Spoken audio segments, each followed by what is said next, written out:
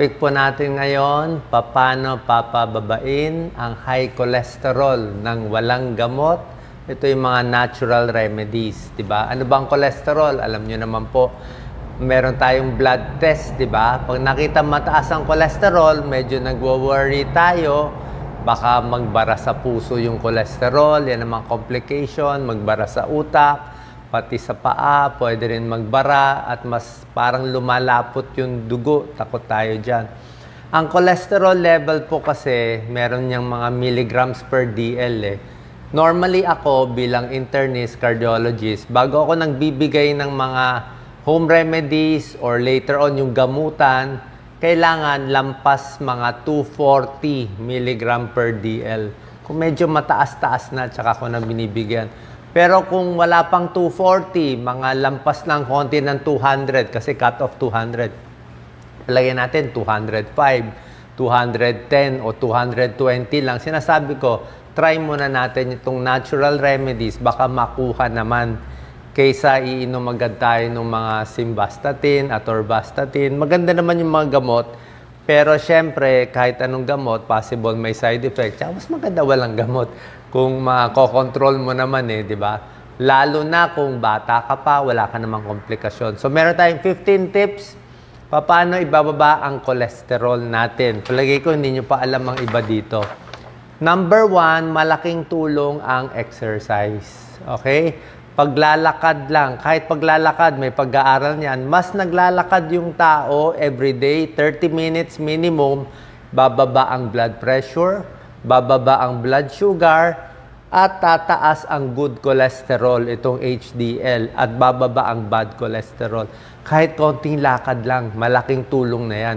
Kasi gumaganda circulation natin eh. So, lowers bad cholesterol, increase good cholesterol, lakad-lakad lang, itry nyo, i-check nyo yung blood test nyo. Number 2, magugulat kayo, sapat na tulog. Yung mga taong puyat lagi, wala pang 7 hours ang tulog, tumataas ang cholesterol nila. Nakita nila may connection. Actually, ang puyat, ang problema sa puyat, tataas yung blood sugar mo. Diba? Mapapansin yan, yung diabetes, mas mataas pag puyat. Blood pressure mo, tataas. Diba? Mas na-high blood ka pag puyat. Mas mabilis heart rate mo kung puyat. Mas hilo ka kung puyat. At kung puyat ka, mas marami ka nakakain. Diba? Pag marami ka nakain, tataas din cholesterol mo. Kaya exercise and good sleep, pampababa ng cholesterol. Number 3, siyempre yung sigarilyo. Diba?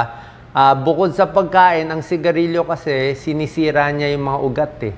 Yung lining ng blood vessel natin, may cholesterol na nga siya, mas namamaga pa siya, swollen and inflame yung mga ugat natin pag naninigarilyo.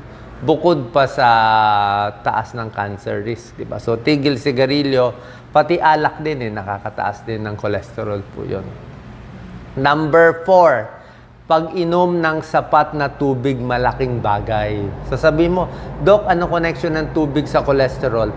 Kasi ang cholesterol, ang nagmamanage ng cholesterol natin, yung atay natin, yung liver eh. Yung liver ang nagbe-breakdown ng cholesterol, siya nagmamanage ng cholesterol. Ang tubig, kailangan ng atay natin. Para gumana yung atay natin, kailangan marami kang tubig iniinom. First time nyo lang narinig yan. Yung puso natin, para gumana ng maganda, kailangan kompleto ka sa tubig. Bakit? Pag dehydrated tayo, kahit anong bagay naman eh, pag kulang sa tubig, ayaw umandar eh.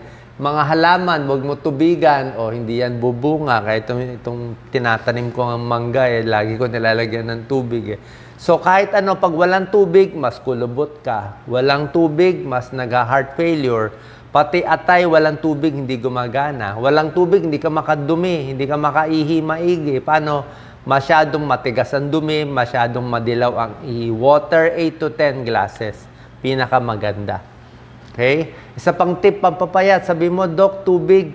Tatanungin ako ng pasyente, Doc, ano ba pwede kong inumin para bumaba ang cholesterol? Pwede mo inumin tubig.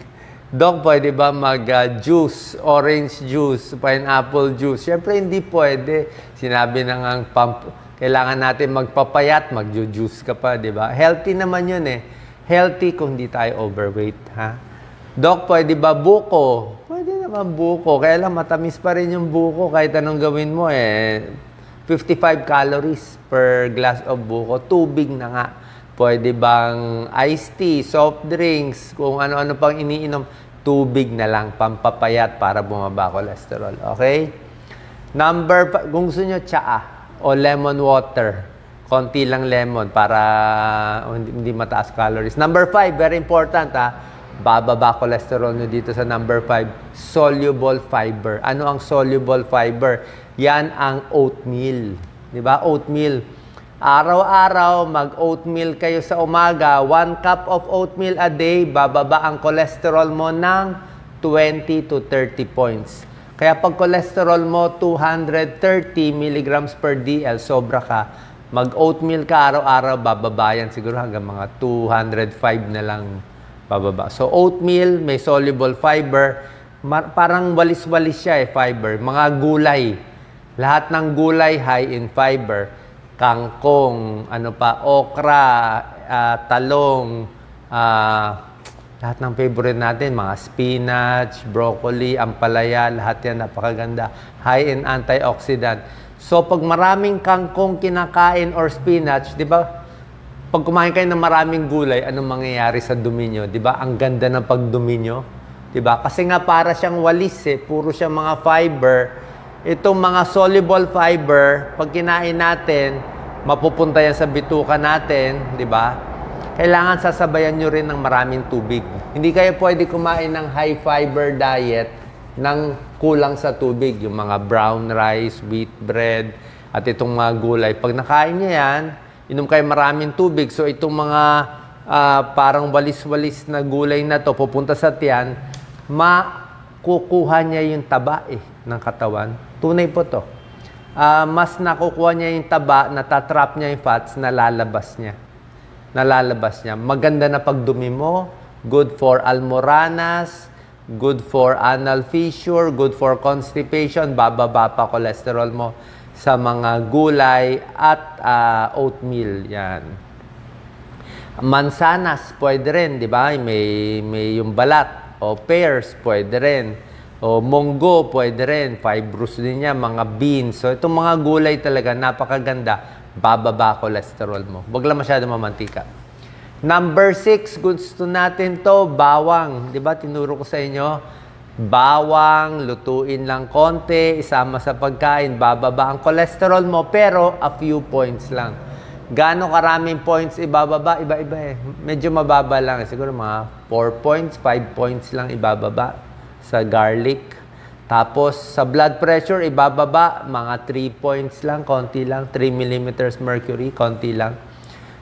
Hindi ganoon, pero may tulong na rin. Ang garlic lang, ingat lang tayo. Medyo mahapdi sa tiyan, paghilaw. Medyo nakakalabnaw ng dugo. Kung kayo ay naka-aspirin, clopidogrel, mas malalabnaw pa. Kasi talagang effective siya garlic. Gaano karaming bawang everyday? 2 hanggang 3 butil. Alam niyo yung butil na maliit, di ba? So, medyo iluto konti. Pag hilaw kasi masakit sa tiyan. Huwag lang susunugin, tapos isama sa pagkain.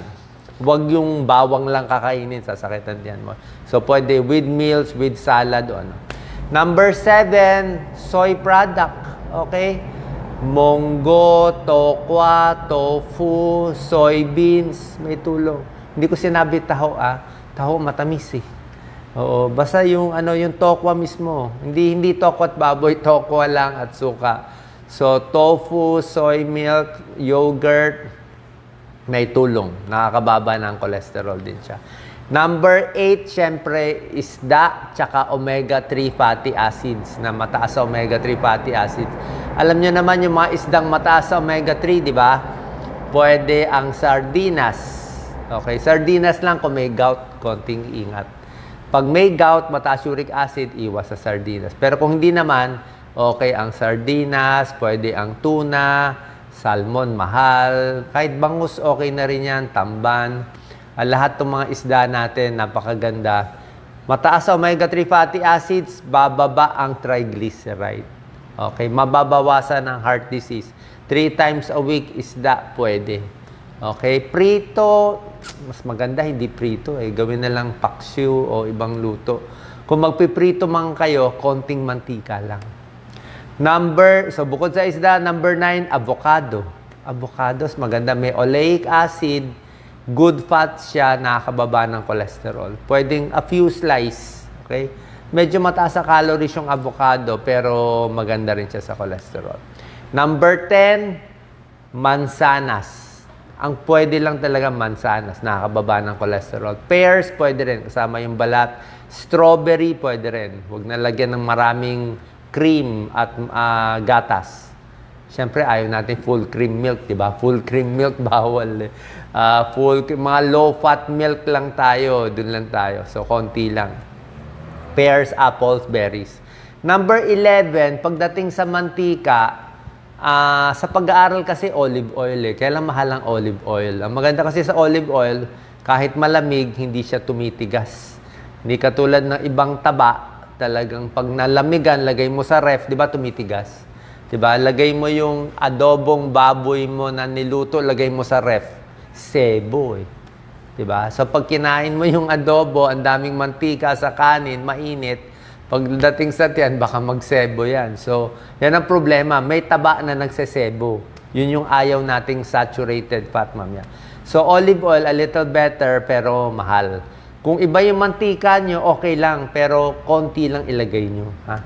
Walang unli na oil, konti lang. Number 12, tea, tsaa. Black tea, green tea, pwede.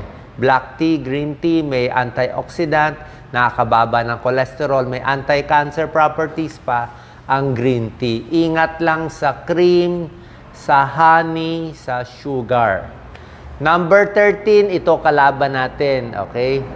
Itong 13, 14, hindi nyo alam, ito nagpapataas ng cholesterol nyo. Okay? Number 13 is trans fat. Number 14 is saturated fat. Ano tong trans fat? Ito yung trans fat na lagi natin kinakain sa fast food. Diba? Ito yung french fries, chicken nuggets, hamburger, mga fried chicken, sa supermarket, processed food. So, lahat yan. Margarine, lahat yan. Okay? So, ginagawa to parang may industrial process, tawag nila hydrogenation, kaya nababago yung pagkain, nagiging trans fat, yung mga cookies, yung mga apple pie, di ba? Napakasarap, pero alam mong mamantika at nakakataas ng cholesterol. Pwede naman i-check eh. Di ba, ginawa na nga ito ng isang tao, yung Super Size Me, di ba? Yung Super Size Me na documentary, kumain siya ng puro fast food every day. Alam mo ang nangyari? Nasira atay niya. Atay niya yung SGPT, SGOT niya, tumaas. Blood pressure, blood sugar, cholesterol, nag-high lahat. Nag-high kakakain ito. Pwede ba kumain? Pwede. Ako, kumakain ako sa fast food. Lalo na pag sa labas, wala akong makainan. Di ba? Pag pupunta kami sa mga medical mission, ganyan. So, ano lang, once a week o once a month o walang choice ka, wala kang choice, kakain ka sa labas. So, trans fat, ingat. Okay, mga fast foods.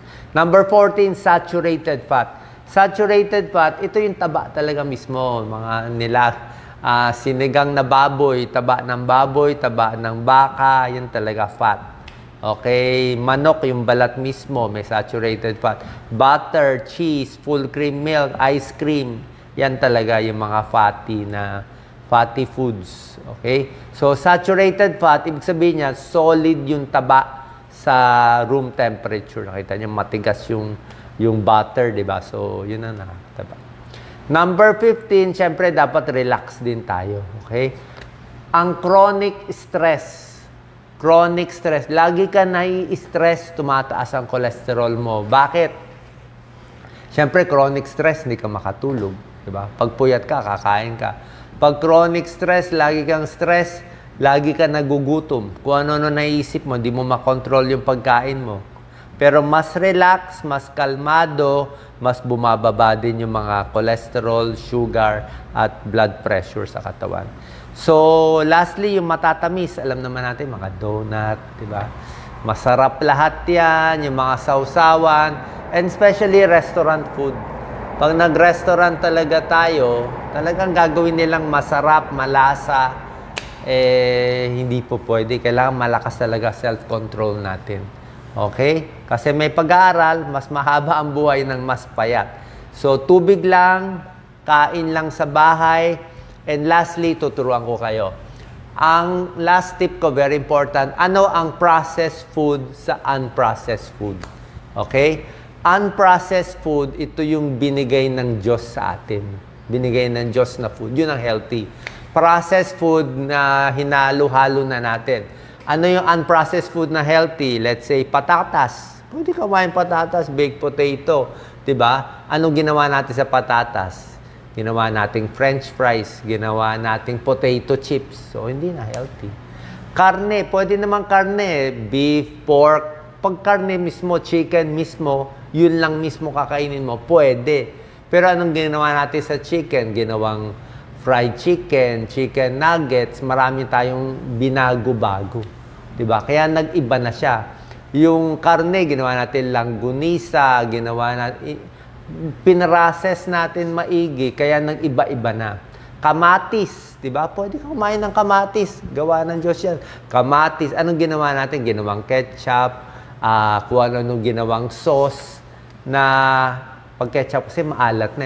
Marami ka nang na-process, naging supermarket food na, hindi mo na makita yung itsura ng manok. Kailangan makita mo yung paan ng manok. Mas normal looking. Yun ang unprocessed. Yun ang mas healthy. Okay? Kaya nga sa prutas, mas maganda yung prutas mismo kakainin mo. Yung orange, yung dalandan, siya ang kakainin mo. Kasi pag ginawa mo ng bottled fruit juice, iba na yun. Nilagyan na ng sugar yun. Diba? Baka konti lang ang tunay na prutas, puro tubig, puro asukal na lang nilagay. So, hindi na po healthy. Okay? So, more unprocessed foods at bawas sa processed foods para bumaba ang iyong cholesterol. God bless po.